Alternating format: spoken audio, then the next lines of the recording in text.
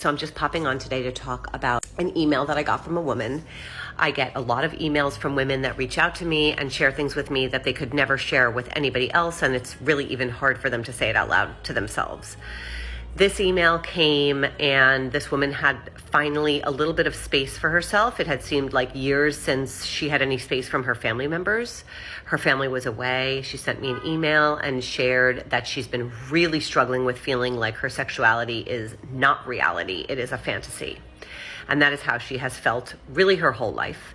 And shared that in middle school, she had attraction to another girl who was a little bit mask presenting, but she shut it down because she was already being bullied and she was already different enough, and she just couldn't stand to be any more different than she was.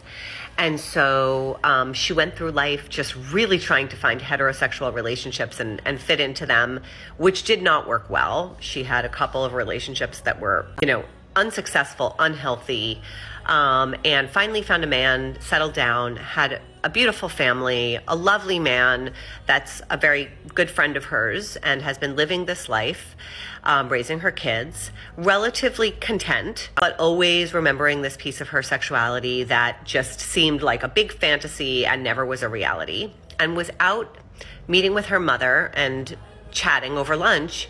And they were talking about today how lesbianism is just accepted so much more than when this woman grew up.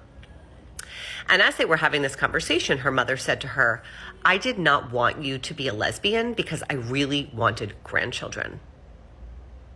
This woman, when she heard her mother say that, all the dots connected, and she realized it's not a fantasy, it's a reality. And her mother just confirmed the reality for her.